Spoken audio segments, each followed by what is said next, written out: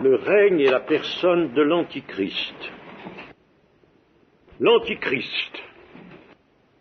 Le mot lui-même, le mot Antichrist, ne figure que 5 fois dans le Nouveau Testament et uniquement dans la première épître de Jean, la seconde aussi, uniquement donc dans les épîtres de Jean. Toutefois, il convient de changer le mot antéchrist que portent nos versions, les versions secondes, particulièrement certaines autres aussi, changer ce terme en celui d'antichrist, car antéchrist ne peut pas venir du grec. Et le Nouveau Testament, lui, n'a rien de latin, il vient du grec. Par conséquent, du grec, antéchrist ne peut pas venir. Il pourrait venir du latin, anté, qui veut dire avant. Donc, antéchrist, en latin, venant du latin, ça voudrait dire quelqu'un qui vient avant le Christ. Mais on ne peut pas retenir ça du fait que, je vous le dis, le Nouveau Testament vient du grec. Le latin n'a rien à voir dans les Écritures. Alors, par conséquent, il faut prendre Antichrist, qui lui vient bien alors du grec, et qui signifie contre le Christ, surtout, le personnage d'ailleurs qui est ainsi désigné, ne pouvant venir qu'avant le Christ, bien sûr, après, ce serait impossible quand le Christ sera entré dans son règne sur la terre actuelle. Il est évident qu'aucun antichrist ou antéchrist ne pourra venir.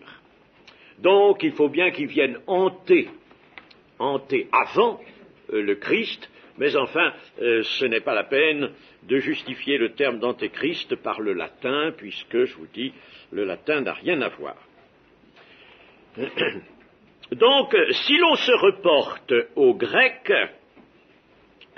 antichristos, eh bien, nous allons trouver quand même un sens qui est assez différent de celui que je viens d'indiquer contre le Christ. C'est bien contre le Christ, mais ça signifie quelque chose de bien plus particulier. Dans le grec, cela signifie rival du Christ. Antichrist est donc le rival du Christ. Autrement dit, un faux Christ. L'expression est dans le discours eschatologique. Donc, antichrist signifie un Christ rival. Un rival qui doit se présenter par conséquent comme Christ. Il s'agit ainsi de quelqu'un qui voudra substituer sa personne à celle du Christ. Et à la parole du Christ, il substituera une autre parole également. Les termes qui conviendraient le mieux pour traduire le grec seraient vice-Christ, en français, vice-Christ, comme on dit un vice-roi, vice-Christ, ou alors, ce qui revient presque au même, vicaire de Christ. Mais vicaire de Christ, c'est précisément l'appellation que le pape porte depuis des lustres. Alors, passons sur la question. Vicarius filii Dei, en latin, vicaire du Fils de Dieu, et cela est inscrit en toutes lettres sur l'entrée du Vatican. On va chez le vicaire du Fils de Christ. Or, vicaire, dans l'Écriture, c'est l'Antichrist. N'en tirons pas tout de suite de conséquences trop rapides, mais Voyons quand même cela. Ou alors on pourrait traduire le grec par substitut du Christ. Mais voyez que antichrist contre Christ n'est pas suffisant, n'est pas seulement quelqu'un qui va venir contre le Christ, pour contrer le Christ, pour s'opposer à son œuvre, mais pour prendre sa place.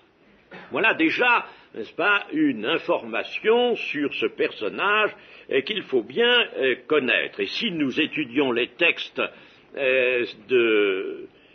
du Nouveau Testament sur l'Antichrist, nous verrons en effet qu'il entend, et Satan qui le produit dans le monde, entend que cet homme prenne la place du Christ. Remarquons une chose. Comme Christ a réuni en sa personne et en son œuvre tout ce que Dieu avait préparé avant sa venue, par les prophètes, par le peuple d'Israël, de même, l'Antichrist sera la manifestation diabolique et infernale de tout ce qui se sera opposé à l'œuvre du salut de Dieu avant lui. Voyez, nous avons toujours un parallèle, par conséquent, à bien voir entre l'Antichrist et le Christ. La venue du Christ a été préparée, la venue de l'Antichrist l'est également. L'Antichrist sera l'incarnation de toute œuvre diabolique et antichrétienne, et aussi bien on peut dire une œuvre antichrétienne avant l'ère chrétienne, car avant l'ère chrétienne il y avait une œuvre antichrétienne, messianique si vous voulez. Eh bien il sera l'incarnation de toute cette œuvre qui l'aura précédée. Il incarnera le principe du mal, le principe de l'apostasie, s'opposant au principe du bien.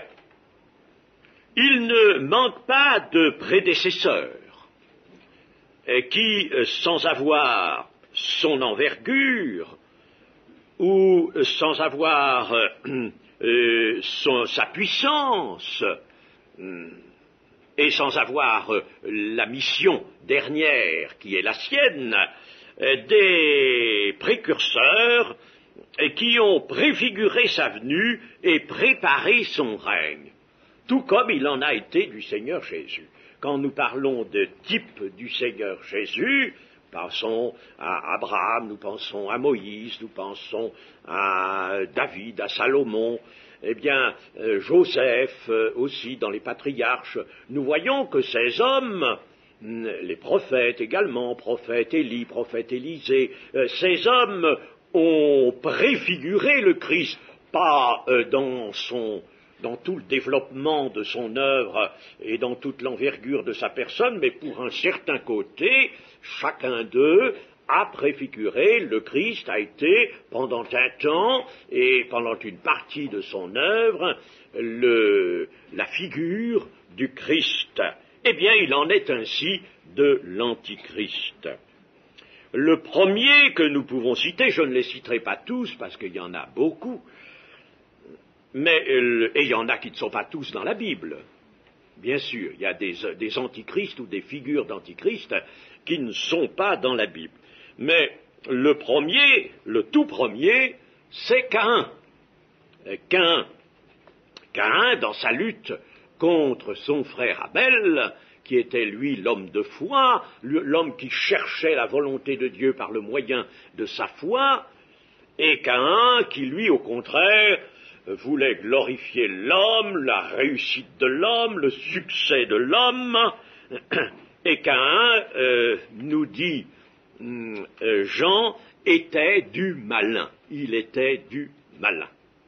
Alors Caïn, donc, est un type d'antichrist, puis j'irai tout de suite plus loin, beaucoup plus loin, et je citerai le Pharaon d'Égypte s'opposant au peuple de Dieu, s'opposant au départ du peuple, donc au dessein de Dieu. Toujours cela, on voit cette caractéristique, s'opposer au dessein de Dieu. Puis nous avons Amalek, qui a levé son poing contre le trône de Dieu, s'opposant, lui aussi, dans une guerre contre le peuple d'Israël, à son passage. Il s'opposait contre Dieu, il a levé le poing contre Dieu, il y aura guerre à toujours entre Amalek et Dieu, est-il écrit. Amalek est un type d'antichrist. Puis il y a Madian, en raison de ce qu'il a envoyé surtout Balaam contre le peuple de Dieu. Il y a Saül, le roi Saül, lorsqu'il voulut tuer David. Il voulait tuer David, tuer celui que Dieu avait oint, et celui qui était le roi selon le cœur de Dieu. Il voulait le tuer. Il a été donc un type d'antichrist. Et puis, alors, je sors un peu de l'histoire biblique, pas tout à fait parce que le nom de ce personnage que je vais citer n'y est pas, mais son histoire y est dans la Bible. Il s'agit d'Antiochus Épiphane, qui était réellement appelé Antiochos, car il était grec. Antiochus Épiphane. Nous aurons l'occasion d'en parler. Alors, lui, c'est un type alors très vif d'antichrist. C'est le type, si vous voulez, le plus caractérisé d'antichrist. Il y a aussi Judas Iscario qui a vendu le Seigneur pour 30 deniers, étant donné que Judas Iscario est le seul, avec l'antichrist qui va venir, à être nommé l'homme de perdition, ou l'homme de péché. Il est le seul. Et il est le seul, avec l'antichrist, il n'y a que ces deux hommes-là, qui reçoivent en eux-mêmes Satan, sont possédés par Satan lui-même, non pas par des démons, mais par Satan lui-même. Et Jésus a dit de Judas, mieux vaudrait pour cet homme qu'il ne soit jamais né.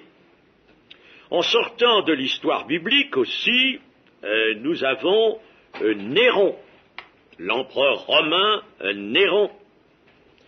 Nous avons aussi, on pourra en citer plusieurs, empereurs romains, mais je n'en citerai que trois.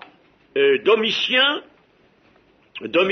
qui a été le successeur de son frère Titus. Titus a été d'abord ce général qui en l'an 69 et 70 a fait campagne contre Jérusalem et a détruit Jérusalem, puis quelques années plus tard est devenu lui-même empereur, et c'est son frère Domitien qui lui a succédé. Il a régné de l'an 81 à l'an 96. Je le cite parce que c'était un homme orgueilleux et cruel, et qui, comme certains, voulut se faire appeler Dieu. Il voulut se faire appeler Dieu. Il persécuta naturellement les chrétiens, et après son assassinat, fut assassiné comme certains empereurs, le Sénat romain déclara son nom maudit. Et il fut le dernier, lui, des 12 empereurs qu'on appelle les Césars, les 12 Césars. Nous pouvons citer maintenant aussi Julien l'Apostat. Julien l'Apostat, qui lui régna de 331 de notre ère à 363, empereur romain également, neveu de Constantin le Grand, élevé dans le christianisme, puisque Constantin s'était converti au christianisme et avait introduit la religion chrétienne dans le peuple de Rome, dans l'Empire romain. Il abjura le christianisme et voulut rétablir le polythéisme païen.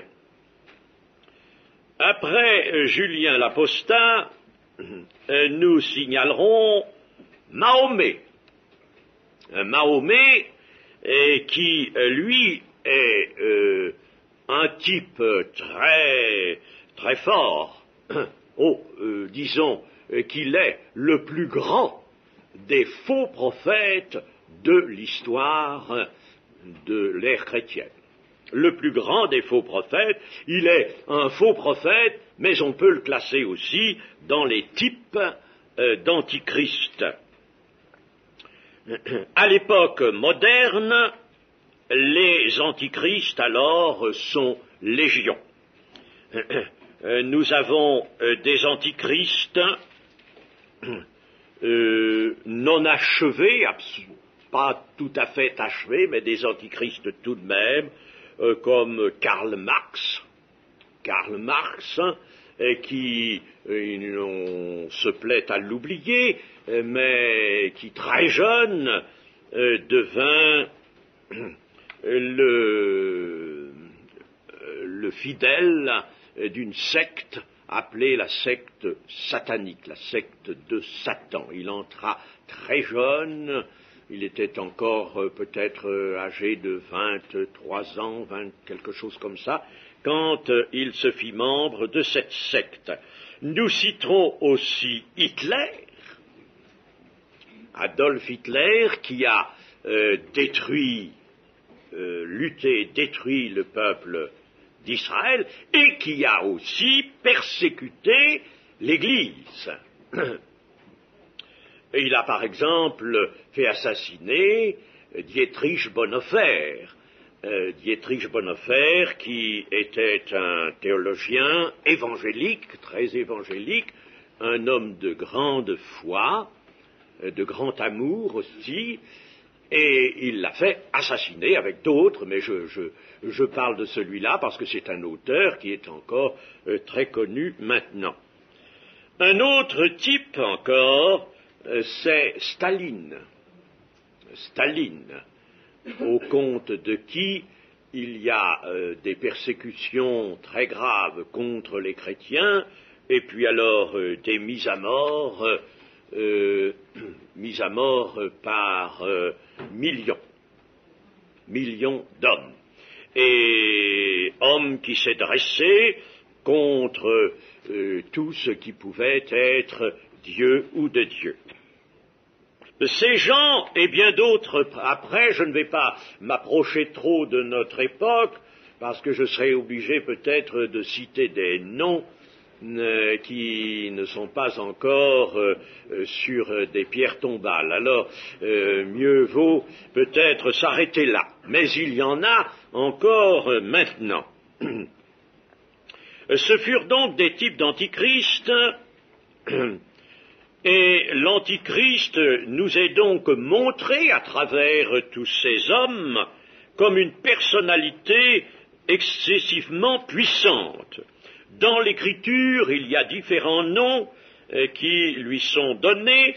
Par exemple, roi de Babylone. Le roi de Babylone, il y a bien eu des rois à Babylone, mais il y a un certain roi de Babylone qui ne désigne pas l'un de ceux qui prenaient place dans les dynasties babyloniennes, mais un certain roi qui n'est autre que l'Antichrist. Il est appelé aussi roi d'Assur. Il est appelé la corne qui a des yeux, l'homme du péché, l'adversaire, l'impie, la 11e corne de la bête dans l'Antichrist. Voilà différentes désignations qui s'appliquent au même personnage. Toute espèce d'opposition au Christ et à l'Évangile est un antichristianisme. Et l'antichrist est en somme le maître par son esprit, avant que le personnage ne paraisse, mais par son esprit, par l'esprit de l'antichrist, il est le maître de cet antichristianisme. Et c'est Jean qui nous a dit dans sa première épître, au chapitre 4, première épître de Jean, chapitre 4, verset 2, « Reconnaissez À ceci l'Esprit de Dieu, tout esprit qui confesse Jésus-Christ venu en chair est de Dieu, et tout esprit qui ne confesse pas Jésus n'est pas de Dieu, c'est celui de l'Antéchrist dont vous avez appris la venue et qui maintenant est déjà dans le monde. Donc l'esprit de l'Antichrist a été dans le monde dès le commencement de l'ère chrétienne. Ce fut là le système nouveau de réaction, car pour Satan, la venue de l'Évangile, la venue du Christ et la diffusion de l'Évangile était quelque chose de nouveau et de redoutable, redoutable pour lui, pour son royaume, pour son règne, et alors il a usé de ce moyen des antichrists, et ces antichrists étaient porteurs de l'esprit de l'antichrist, l'esprit de l'antichristianisme. La plénitude de Satan habitera en celui qui doit venir et qui est annoncé par l'Écriture. Il faut noter une chose aussi, c'est que Satan agit toujours en contrefaçon des desseins, des plans de Dieu. Les plans de Dieu, il les reprend à son compte et il agit en contrefaçon. C'est pourquoi je vous disais tout à l'heure que dans l'histoire biblique, on voit des hommes préparer le règne de l'Antichrist comme il y en a d'autres qui préparent celui du Christ. Nous allons maintenant alors voir différents textes après cette introduction. Et d'abord, le livre de Daniel, le livre du prophète Daniel, au chapitre 2 et au verset 24. L'auditeur voudra bien se reporter à sa Bible pour la lecture de ce texte jusqu'au verset 49. Voilà ce songe qu'il faut connaître, car dans la prophétie biblique, il prend une place et une importance de premier ordre. Dans le songe, donc, s'était présenté à la vue intérieure de Nebuchadnezzar une statue aux énormes dimensions, statue d'un éclat la rendant splendide et d'un aspect terrifiant. Terrifiant par d'abord l'étrange composition des parties et par l'expression qu'avait cet énorme colosse de métal, car la statue avait nous l'avons dit, de grandes dimensions.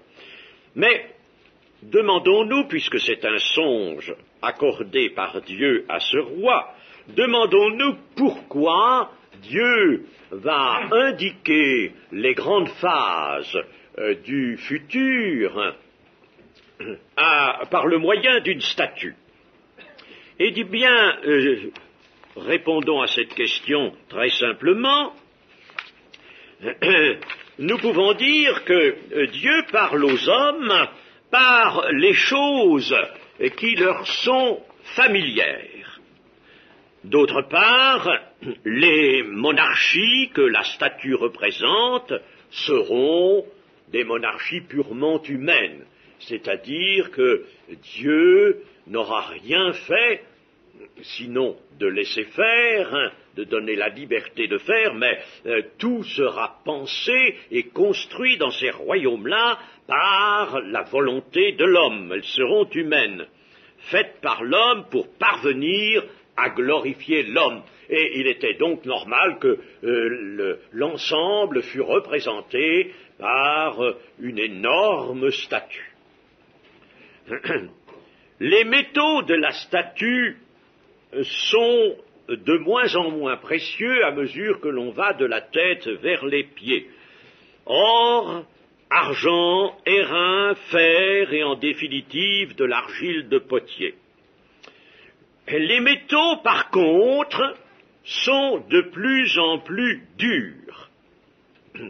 L'or n'est pas dur, l'argent l'est un peu plus, l'airain davantage, et le fer, alors, lui, domine par sa dureté. Mais les pieds ne sont pas de fer seulement, ils comprennent de l'argile, si bien que les pieds de ce colosse et les doigts de pied de ce colosse sont de fer et d'argile, autrement dit, la base du colosse est fragile. La base de cet ensemble de royaumes, de 4 royaumes qui vont se succéder, la base est fragile. C'est d'ailleurs au pied de la statue, que frappe la petite pierre. Elle frappe donc à l'endroit faible et à l'endroit qui représente la fin de l'ensemble, la fin de ce déroulement historique, puisque toute la statue est un déroulement historique. C'est donc à la fin de ce déroulement historique que la petite pierre vient frapper le colosse et elle le frappe à l'endroit, au point où il est faible. Toute la statue, alors, tombe au moment où la petite pierre frappe les pieds, elle tombe et se brise. Les métaux se pulvérisent et disparaissent comme emportés par le vent. Il ne reste plus rien de la statue, alors que la petite pierre qui l'a détruite, elle est là, elle grandit, jusqu'à couvrir toute la terre, jusqu'à devenir, donc elle représente un royaume, le royaume qui remplit toute la terre. Alors, voyons l'explication du songe. J'aurais pu peut-être faire un peu l'économie de cette explication, mais de ce songe. Mais c'est, je vous dis, quelque chose de très important qu'il faut connaître, et puisque nous sommes obligés d'emprunter au livre de Daniel, autant voir tout de suite ce passage. Il est très important, très important. Nebuchadnezzar, est-il révélé à Daniel, est la tête d'or, et la domination lui est remise par le Dieu des cieux. Et c'est là, avec lui, avec ce roi, que commence le temps des nations dont a parlé le Seigneur Jésus-Christ. Le temps des nations commence à Nebuchadnezzar et non pas avec l'ère chrétienne, comme on le dit par erreur. Pourquoi ce décret de Dieu concernant un roi païen, ce roi Nebuchadnezzar? Eh bien, nous pouvons, bien sûr, par la méditation, par l'étude attentive des Écritures, et c'est bien ce qu'il faut faire, nous pouvons obtenir une réponse à cette question. Pourquoi ce décret de Dieu qui accorde déjà à Nebuchadnezzar la pleine souveraineté sur tout ce qu'on peut voir et connaître de la terre? Eh bien, tant que Dieu pouvait encore disposer du peuple élu, du peuple juif, des royaumes d'Israël et de Juda, des 2 royaumes d'Israël et de Juda, la puissance des royaumes païens qui ont précédé celui de Nebuchadnezzar restait contenue. Tout le reste du monde, à part Israël, au-delà d'Israël, était en somme contenu. Il s'y passait de très mauvaises choses, il y avait un paganisme effréné, une idolâtrie épouvantable, des mœurs corrompues au dernier degré, mais Dieu contenait ces nations, le temps de ces nations n'était pas venu. Et Dieu avait sa nation, son peuple. Mais le jour où cette nation, après avoir commis tant d'infidélité et s'est elle-même laissée corrompre par l'idolâtrie, que le jour où Dieu est obligé de sévir contre cette nation par le moyen de nations voisines, et déjà le royaume d'Israël depuis 720 avant notre ère a été emmené par le roi d'Assyrie, il n'existait déjà plus de royaume d'Israël, le royaume d'Israël avec capitale Samarie, il ne reste plus que Juda avec capitale Jérusalem. Eh bien, là encore, voici que Dieu a été obligé de livrer le sanctuaire, de livrer sa ville de Jérusalem, et à ce roi païen, Nebuchadnezzar, et de laisser son peuple à la discrétion de ce monarque, et son peuple, le peuple de Juda, était en grande partie emmené en Babylonie, en exil.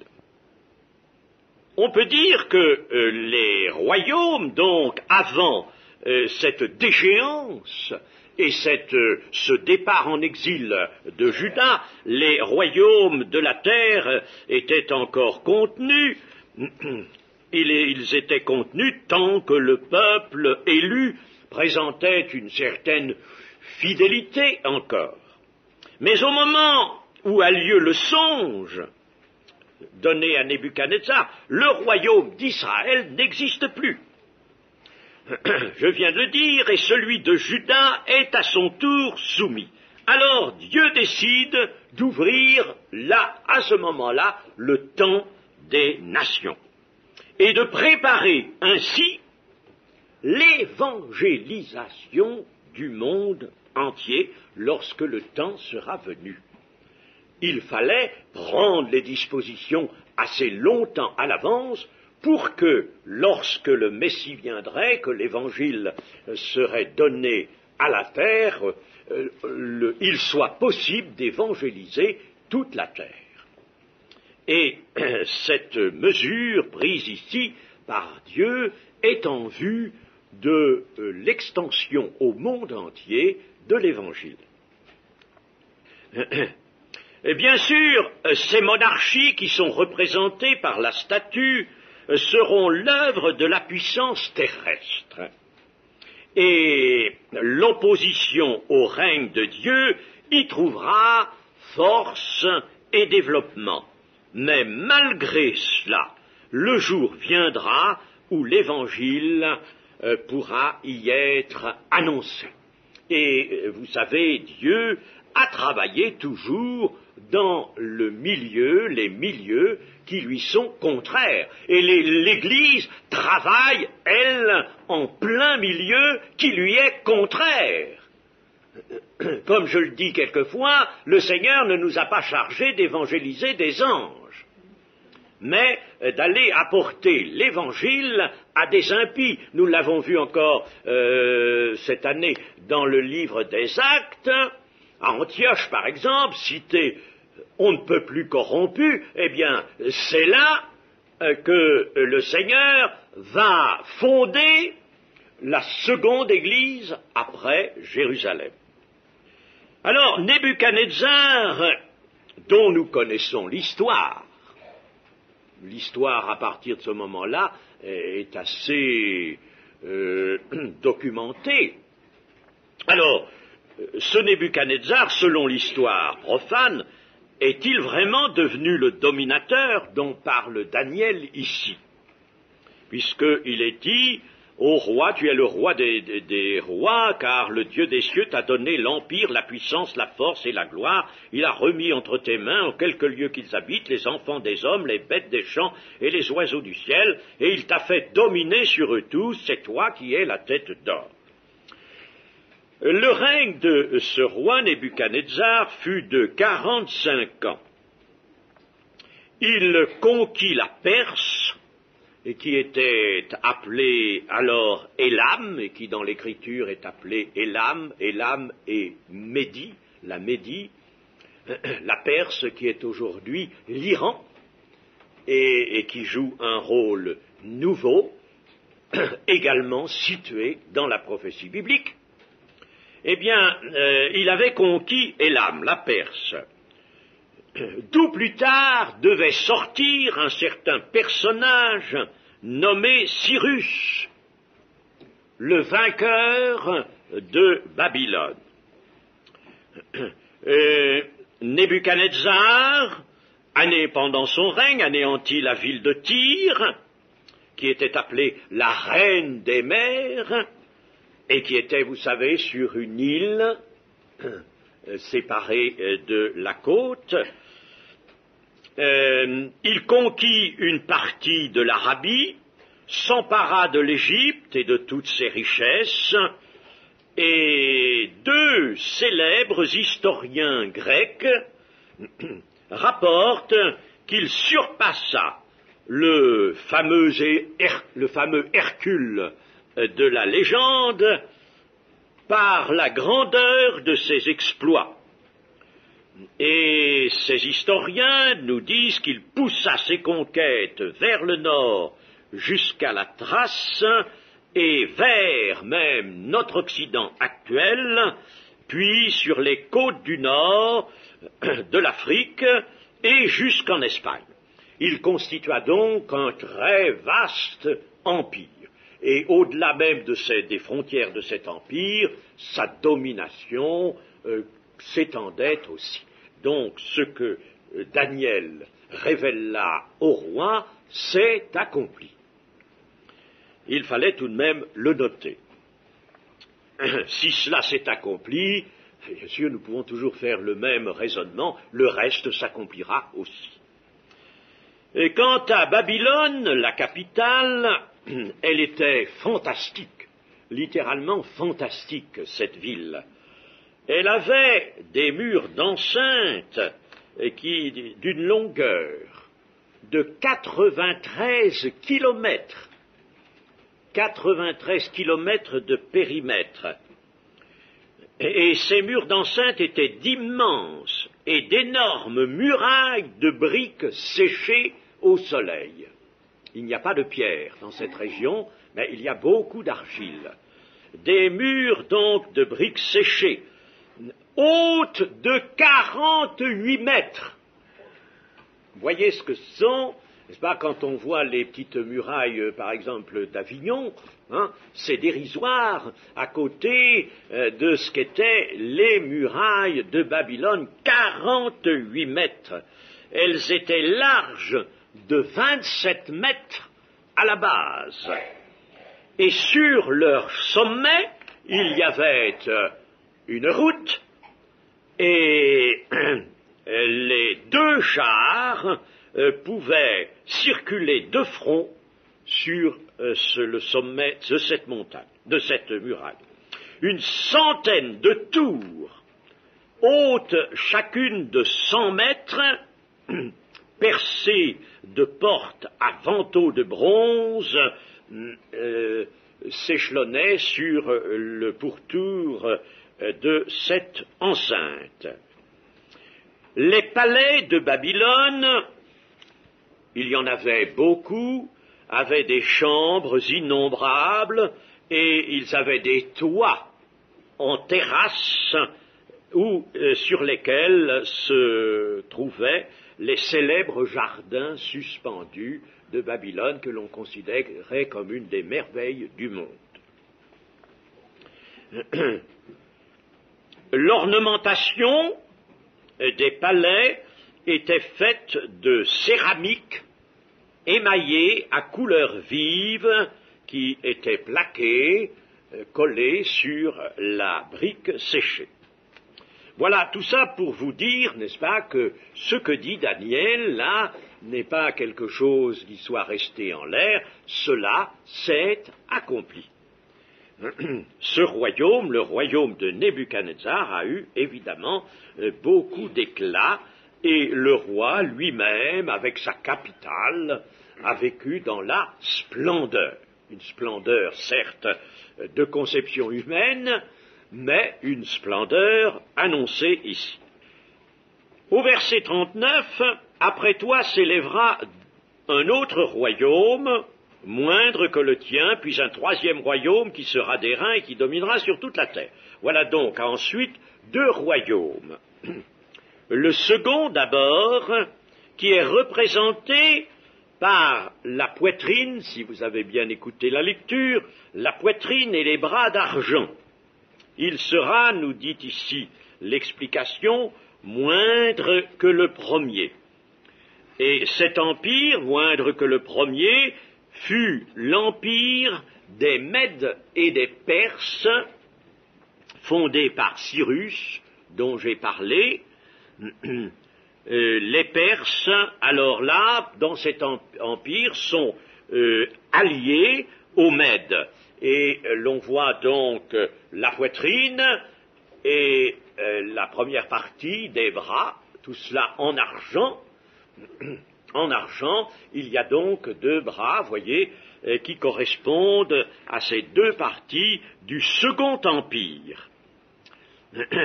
Cet empire n'était pas moindre en dimension, car ces dimensions sont également énormes. Il n'était pas moindre que le premier en dimension, mais la puissance du souverain est allée en s'atténuant déjà, notablement, ainsi que la gloire et la richesse. On peut dire que l'autorité n'est plus celle dont disposait Nebuchadnezzar seul. Le ventre et les cuisses sont des reins, c'est-à-dire d'un métal plus dur que l'or et plus dur que l'argent également. Et cela correspond à l'action violente des rapides conquêtes de celui qui constitue ce troisième empire, c'est-à-dire d'Alexandre le Grand. Alexandre le Grand, qui est qualifié dans la prophétie de plusieurs noms, nous le verrons. Ce royaume, lui aussi, domine sur toute la terre habitée d'alors. Et puis, au verset 40, il nous est dit qu'il y aura un quatrième royaume, fort comme du fer, de même que le fer brise et rompt tout, il brisera et rompra tout comme le fer qui met tout en pièces. Fort comme du fer, donc un royaume qui possédera une puissance de destruction très grande. Dans le cours de son existence, ce royaume se divisera, il sera en partie fort, en partie faible, comme le disent les versets 41 et 42. Il faut remarquer que ce quatrième royaume occupe 4 versets, 40, 41, 42 et 43. 4 versets, sa durée et son importance dans l'histoire du monde et dans l'histoire biblique doivent donc être très grandes. Et c'est particulièrement ce quatrième royaume qui va nous intéresser maintenant. Il est en somme la dernière forme de la puissance terrestre opposée au règne de Dieu. Après lui viendra tout de suite alors la petite pierre qui, elle, remplira toute la terre, qui va volatiliser les royaumes et jusqu'à leur souvenir, et puis qui remplira toute la terre, et cette petite pierre, c'est le royaume du Christ. Le royaume de Dieu vient d'abord d'une façon discrète, contenue. Il est contenu dans toute l'œuvre de l'Esprit, mais quand son heure arrive d'occuper la terre, alors là, il s'étend, la petite pierre s'étend et prend place sur toute la terre. Notons simplement le début du verset 44, je ne veux pas entrer trop à fond dans l'étude, parce que alors là, nous sortirions vraiment de notre sujet. dans le début du verset 44. Dans le temps de ces rois, le Dieu des cieux suscitera un royaume qui ne sera jamais détruit et qui ne passera point sous la domination d'un autre peuple. Il brisera et anéantira tous ces royaumes-là et lui-même subsistera éternellement. Bien sûr, ça peut peut-être vous étonner ou être une question pour vous, que de voir que la petite pierre volatilise toute la statue, alors que cette statue, si nous remontons des pieds aux jambes, au ventre d'airain, à la poitrine d'argent et à la tête d'or, nous dirons, mais tout ça c'est de l'histoire passée, ça a eu lieu, mais c'est fini, ça a disparu. Eh bien, pas tant que vous le pensez et pas tant que Dieu ne voit pas les choses comme cela. Parce que ces royaumes-là, j'aurai sans doute l'occasion de vous le montrer, ont laissé subsister des choses. Ils ont laissé subsister certains esprits, certaines tendances, certaines mentalités. Et aujourd'hui, vous savez notamment qu'on se réfère assez souvent à l'Antiquité grecque. Et même le premier royaume, celui de Nebuchadnezzar, la tête d'or, laisse subsister dans notre monde aujourd'hui des impératifs, des caractères. Il a, on peut dire, cédé à notre monde certains caractères qui subsistent. Par conséquent, la petite pierre, elle fait disparaître tout cela est volatilisé et s'en va. Donc, ce quatrième royaume a une durée, une importance particulière.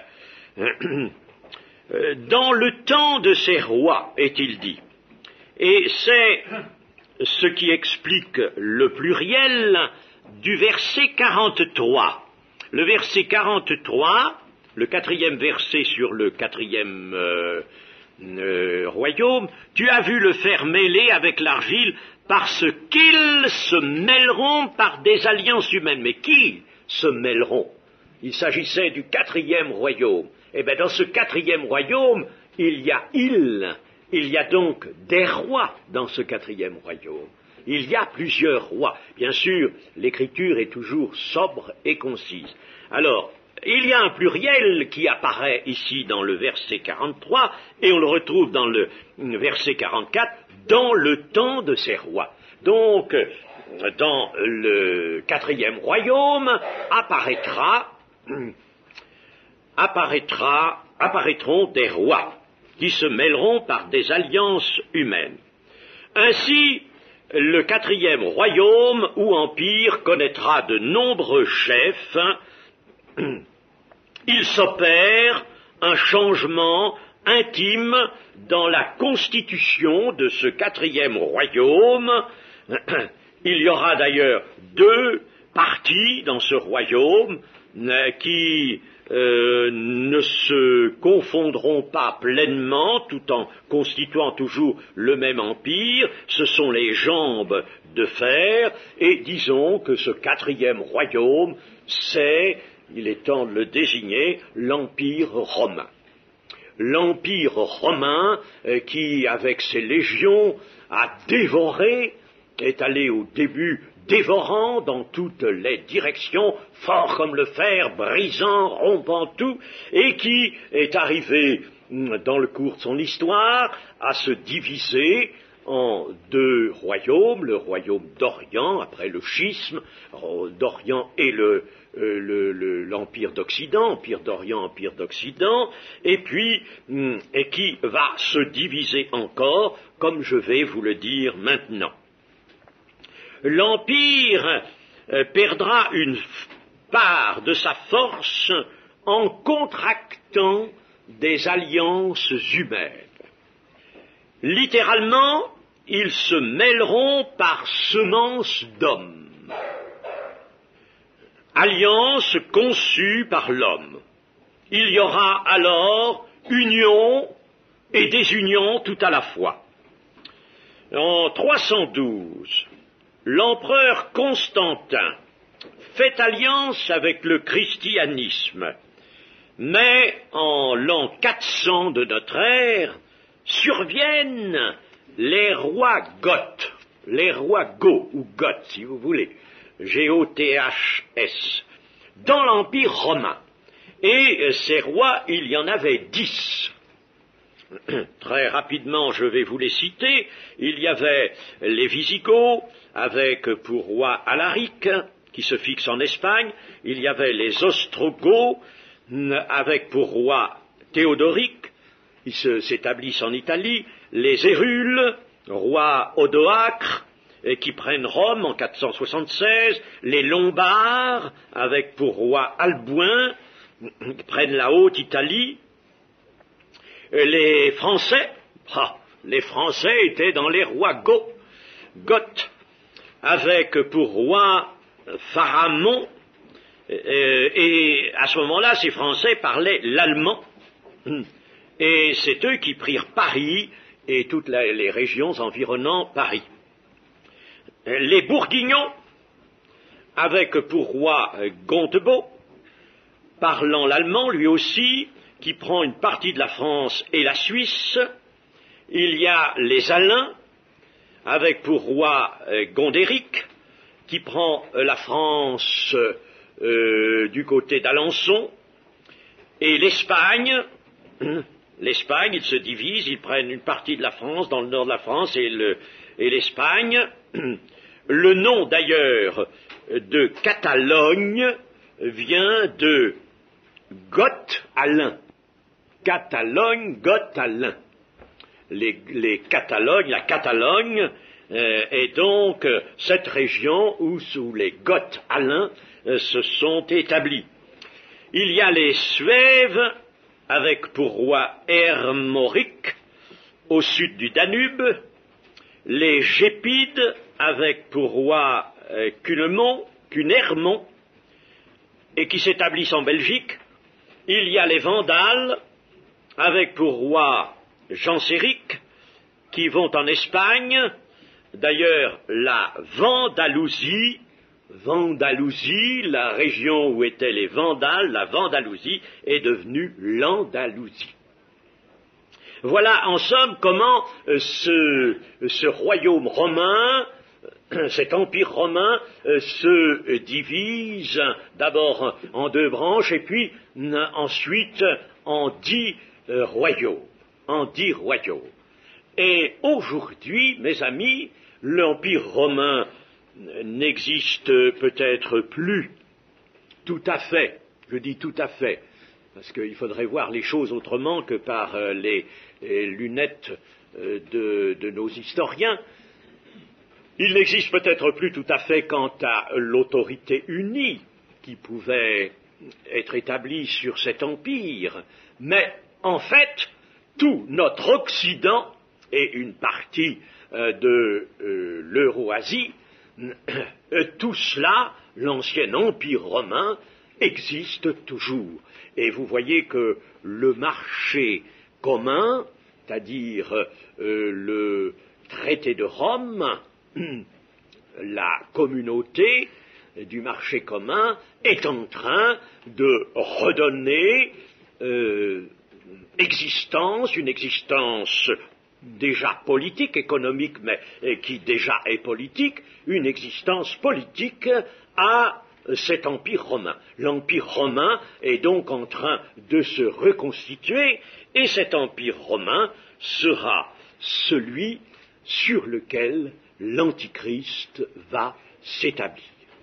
Et c'est pourquoi je vous ai donné toutes ces explications, un peu aussi pour que cela vous instruise d'une chose qui mérite d'être connue dans l'Écriture, mais il faut en arriver aussi à cela, c'est que l'Empire romain, c'est ça, le royaume de l'Antichrist, qui n'a pas toute la terre, qui veut avoir toute la terre, mais qui a toute la terre dans le sens qu'on donnait à ce terme autrefois, puisqu'on considérait les autres parties de la terre, les autres continents, comme des continents presque, pour ainsi dire, pas peuplés. Ils n'ont pas, en effet, autrefois été très peuplés, à part Non, même pas, n'est-ce pas, autrefois.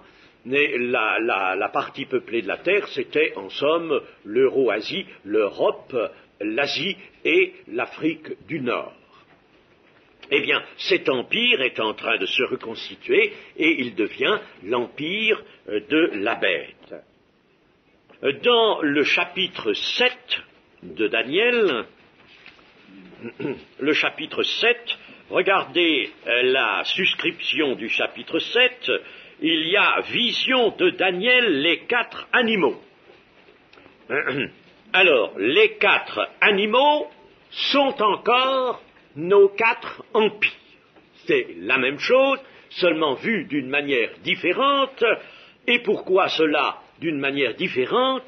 Parce que ce songe n'est plus donné au roi païen Nebuchadnezzar, mais il est donné au prophète de Dieu qu'est Daniel.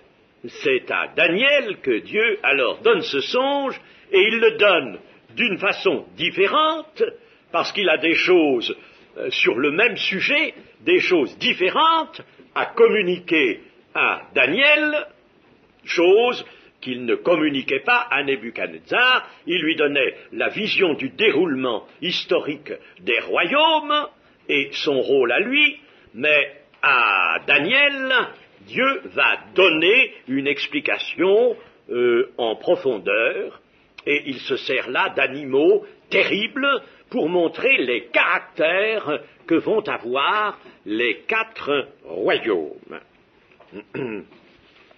Ces 4 animaux correspondent donc aux 4 parties de la statue.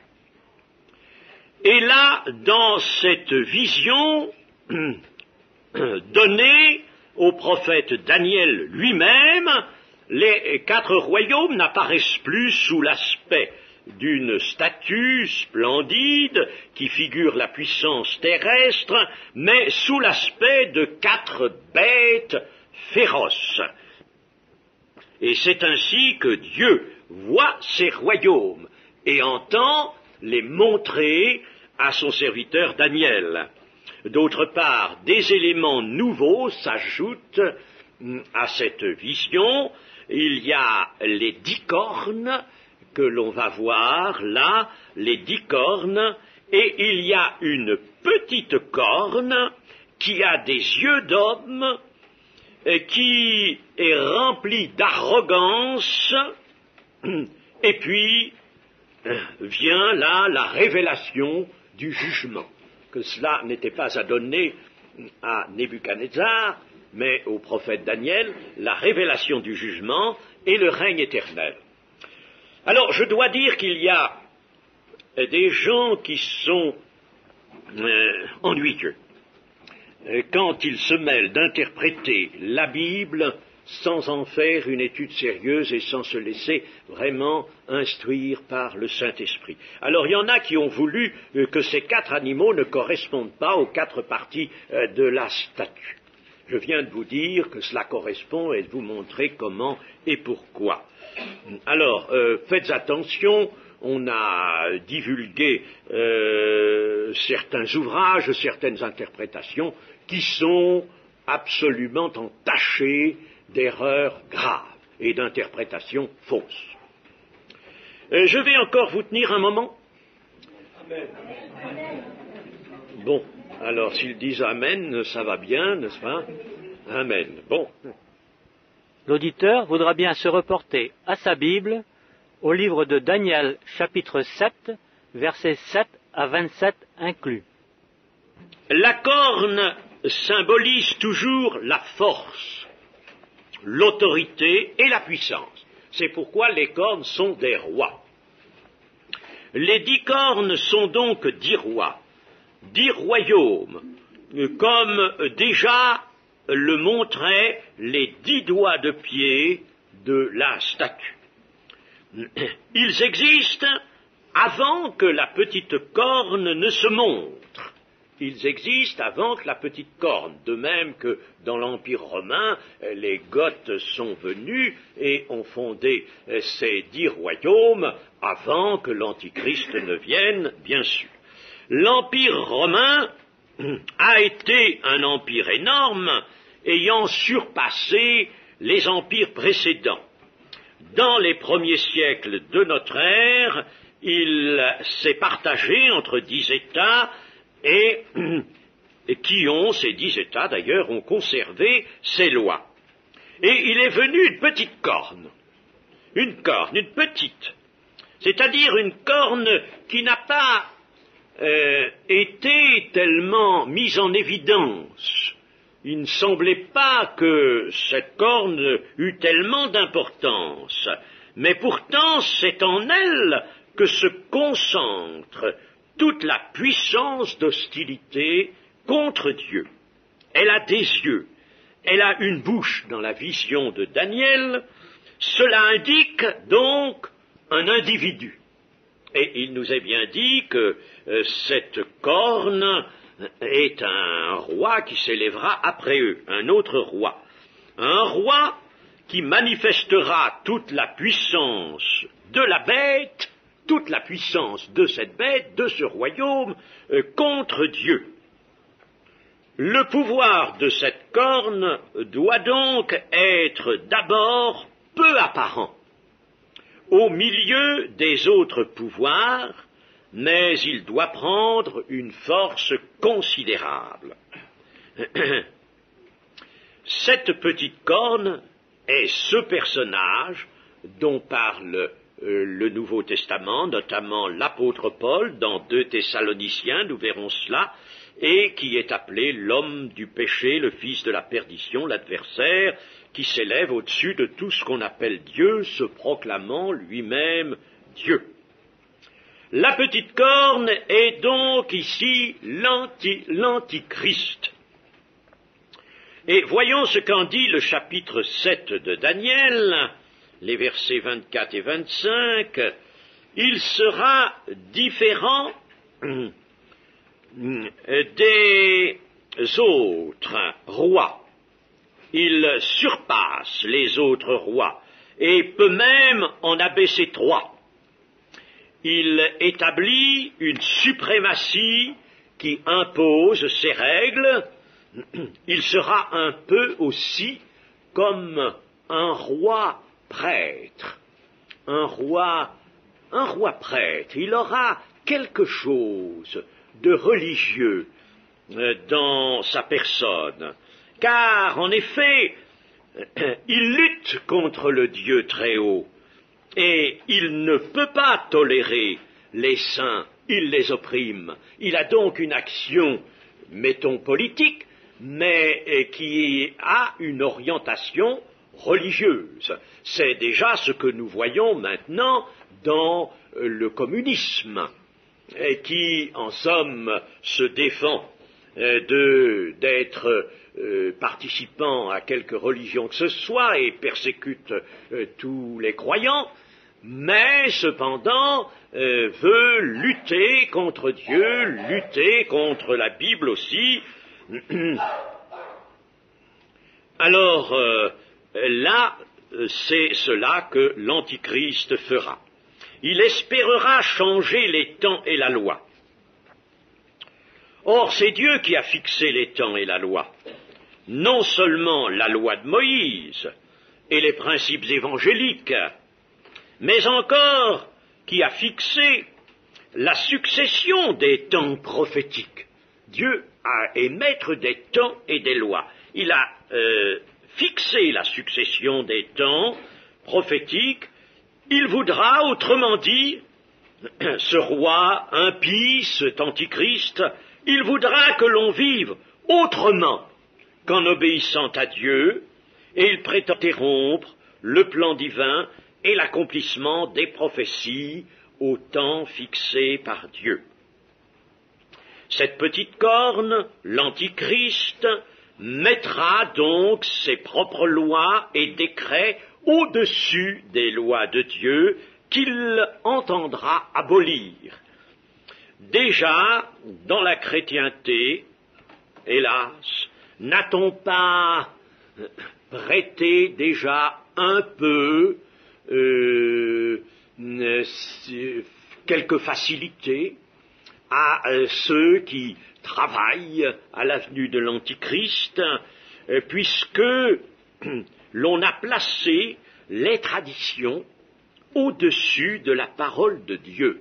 Dans le christianisme traditionnel, disons surtout dans le catholicisme romain, les traditions, contrairement à ce qu'a dit le Christ, par vos traditions vous annulez la parole de Dieu, eh bien on n'a pas hésité à faire cela et à placer les traditions au-dessus de la parole de Dieu. Il est dit par exemple dans l'Écriture, n'appelez personne votre Père, car un seul est votre Père Dieu, et puis le chef de cette chrétienté s'appelle Papa. En italien, il s'appelle Père, et tout le monde emploie le terme de Père, même nos journalistes absolument incrédules, quand ils ont un évêque devant eux, ou un religieux, ils lui disent « Père » ou « Mon Père ». Eh bien, rien que cela, ce n'est peut-être une chose parmi bien d'autres. On a placé la tradition au-dessus de la parole de Dieu, et par cette tradition, on annule la parole de Dieu. Et ça, des exemples, on pourra en trouver des quantités, mais je n'ai pas ici l'occasion de le faire. Et puis, n'a-t-on pas enseigné que le retour de Jésus en gloire ne se fera jamais? C'est bien ce que j'ai entendu dans des conférences authentiquement catholiques romaines. Jamais il n'est pas question que le Seigneur revienne sur cette terre. Il a un représentant. Ce représentant est un vicaire. Peut-être faudra-t-il lui donner un autre titre, mais c'est lui qui restera sur la terre, ce vicaire, et le Seigneur restera, lui, dans le ciel. Et le royaume de Dieu, c'est tout simplement l'extension du catholicisme romain à toute la terre, et voilà comment on arrivera au royaume de Dieu. Et certains prétendent catholiques prétendent bien sûr que nous sommes en voie de cette réalisation-là. Ainsi, donc, on annule ce qui est prophétique. On annule les temps fixés par Dieu, on annule ce qui est prophétique, et on prétend que Jésus, son retour, c'est tout simple, il revient pour toute personne qui quitte cette terre, qui meurt. Et attention de ne pas, je parlais l'autre jour du millénium, et je disais attention de ne pas ignorer le millénium, le règne de Christ sur cette terre-là, avec pour capitale la Jérusalem actuelle, parce que l'ignorance de cela et le report de tout cela dans le ciel, c'est tout simplement l'hérésie catholique. Alors il faut faire attention, n'est-ce pas, de ne pas se laisser entraîner vers des interprétations qui donneraient raison à ces traditions. N'a-t-on pas prétendu aussi que la terre et la société actuelle dureraient indéfiniment et que le règne de Dieu s'y établirait progressivement? Alors ça c'est faux aussi, cette terre-là est appelée à être remplacée par une nouvelle terre, une autre terre, la terre qui sera le séjour de l'éternité. Les saints seront livrés entre les mains de cet antichrist pendant un temps, des temps et la moitié d'un temps. Des temps, il faut entendre deux parce que c'est le duel qui est ici, c'est-à-dire ce n'est pas le pluriel avec un nombre indéfini, c'est le pluriel à deux, qui n'existe pas en langue française. Mais ici, c'est donc deux temps qu'il faut dire, un temps, deux temps et la moitié d'un temps. Soit 3 ans et demi si le temps est de 1 an, comme nous avons de patentes raisons de le penser. Alors, cela fait 3 ans et demi et 1260 jours ou 42 mois. Ce sont les nombres qui nous sont donnés.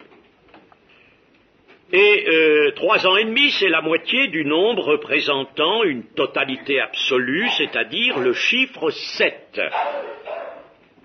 Une calamité durant 7 ans, une calamité qui durerait 7 ans, permettrait aux persécuteurs de triompher définitivement.